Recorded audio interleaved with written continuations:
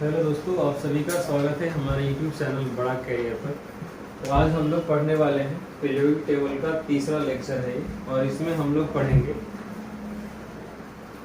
IUPAC nomenclature of elements having atomic number greater than 100, यानी 100 से अधिक जिसका एटॉमिक नंबर है, परमाणु संख्या है, उसका कैसे हम IUPAC नेम लिखेंगे इसके बारे में सीखेंगे। पिछले क्लास हम लोग पढ़े थे ब्लॉक क्लासिफिकेशन। अगर आप वो सब चीज़ें नहीं देखे हैं तो आपको डिस्क्रिप्शन में लिंक मिल जाएगा लेक्चर 1 और 2 का, आप वो भी देख लेंगे। उसके बाद अच्छा से समझ में आएगा ये सब। तो इसमें सबसे पहले हम लोग सीखते हैं कि कैसे नाम लिखेंगे। नाम लिखने से पहले आपको इधर समझना होगा। ये सब हम पहले से लिख दिए हैं, तो वीडियो एक बार और बनाए थे, गलत हो गया, इसलिए दोबारा वीडियो बना रहे हैं। चलिए समझिए बात को। इसमें लिखेंगे हम लोग फिर से।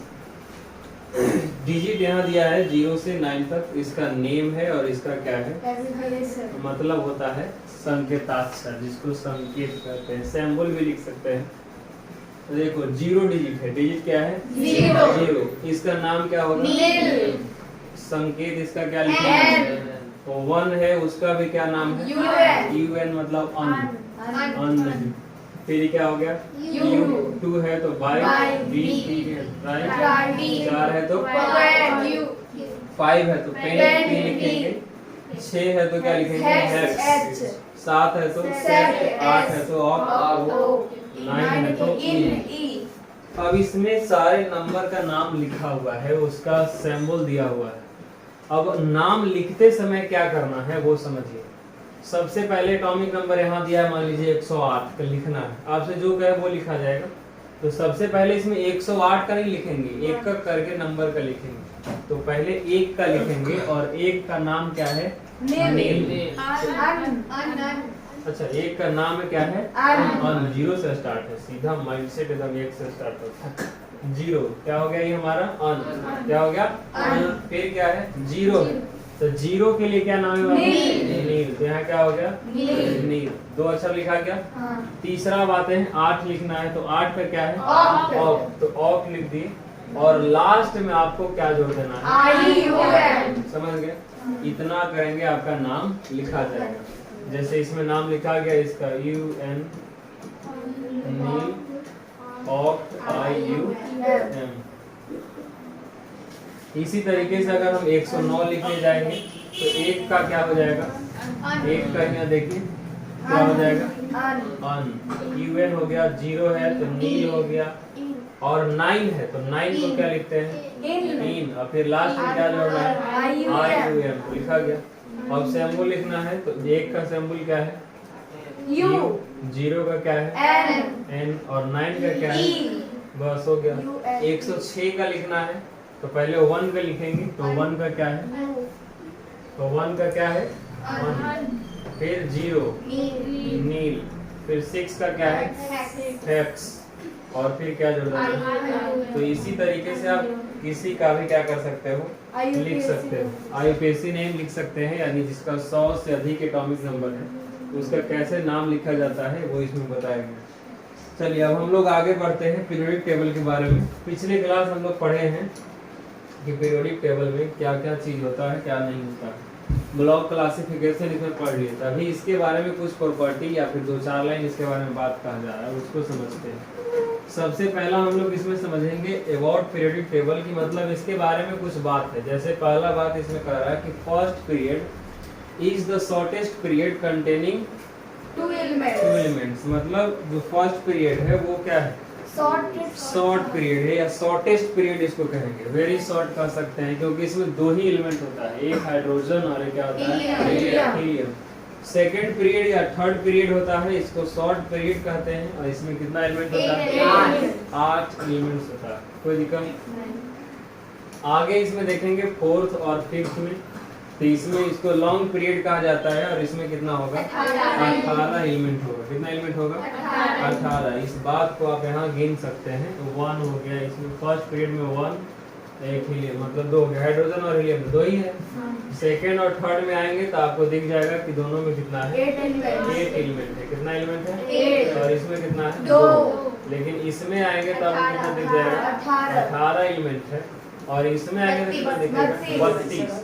इसमें भी क्या है, 32 प्लस कर सकते हैं। लॉन्गेस्ट पीरियड हमारा सबसे छठा हो गया, जो कौन सा पीरियड है, लॉन्गेस्ट पीरियड है। 7th भी लॉन्गेस्ट पीरियड है, लेकिन क्या है, इनकम्प्लीट है। मतलब इसमें और भी आगे एटम हो जा सकता है, एलिमेंट जो भी होगा।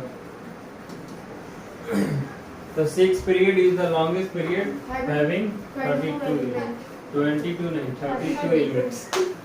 7th period is the longest period but incomplete. 7वां पीरियड भी longest period है, लेकिन वो क्या है, incomplete. अब कहता है कि element of same period have same number of cell. मतलब जो एलिमेंट जिस पीरियड का रहेगा, मतलब उसका नंबर ऑफ सेल भी क्या होगा, सेम होगा।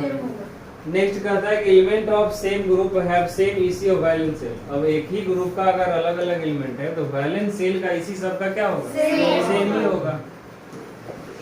अब 2, 8, 18 एंड 32 ये सब क्या है, मैजिक नंबर है। तो मैजिक नंबर किसे कहा जाता है, तो 2, 8, 18 और 32 ये सब पीरियोडिक टेबल का क्या है, मैजिक नंबर, मतलब जादुई संख्या। समझ रहे बात को। अब इसमें हम लोग आगे एक चीज और पढ़ेंगे पीरियोडिक टेबल के बारे में कि डायगोनल रिलेशनशिप क्या होता है। डायगोनल रिलेशनशिप क्या होता है, विकर्ण संबंधी क्या होता है। विकर्ण संबंधी कहता है कि सेकंड पीरियड और थर्ड पीरियड, सेकंड पीरियड और थर्ड पीरियड का कुछ एलिमेंट है। सेकंड पीरियड और थर्ड पीरियड का क्या है, कुछ एलिमेंट जिसे हम, जिसका गुण क्या होता है, सेकेंड पीरियड का एलिमेंट का गुण थर्ड पीरियड के एलिमेंट के गुण से क्या होता है, मिलता जुलता है, रिसेम्बल होता है। और वो मिलता है, वो डायगोनल होता है, मतलब विकर्ण के रूप में होता है। इसीलिए इसको क्या कहा गया है, डायगोनल रिलेशनशिप। बस देखिए, some elements is second period resemble their property as the element of third period diagonally and that's why their resemble in property is called diagonal relationship. मतलब इसका विकर्ण के रूप में लिथियम का गुण जो है वो किससे मैच कर रहा है, मैग्नीशियम से। बेरिलियम है जिसे बोरॉन है उसका सिलिकॉन से। तो विकर्ण के रूप में मैच कर रहा है, इसीलिए इसको क्या कहा गया है, डायगोनल रिलेशनशिप। होल पीटी में 3 ही है जो डायगोनल के रूप में होता है। जैसे डायगोनली इस सब का गुण क्या कर रहा है, मैच कर रहा है। तो डायगोनल रिलेशनशिप मतलब आपको याद होना चाहिए तीनों, लिथियम, बेरिलियम, बोरॉन है, मैग्नीशियम, एल्युमिनियम और सिलिकॉन। कोई दिक्कत, ये हमारा हो गया डायगोनल रिलेशनशिप, या इसी को डायगोनल पेयर कहा जाता है। Which of the following is diagonal pair, तो कोई भी हो सकता है, लिथियम मैग्नीशियम हो सकता है, बेरिलियम एल्युमिनियम हो सकता है, सिलिकॉन। समझ रहे हैं, मतलब डायगोनल पेयर है। ये सब एग्जाम में पूछा जा सकता है। अब आगे हम लोग इसमें क्या समझेंगे, इसमें हम लोग समझ ही चुके थे सारा चीज, कौन एस ब्लॉक है, पी ब्लॉक है, डी ब्लॉक है, एफ ब्लॉक, सीरीज भी समझ चुके हैं। हाँ। तो आज का लेक्चर इतना ही। अब हम लोग अगले क्लास पढ़ेंगे इफेक्टिव न्यूक्लियर चार्ज। क्या पढ़ेंगे, इफेक्टिव न्यूक्लियर चार्ज, जिसे जेड इफेक्टिव कहते हैं शॉर्ट में।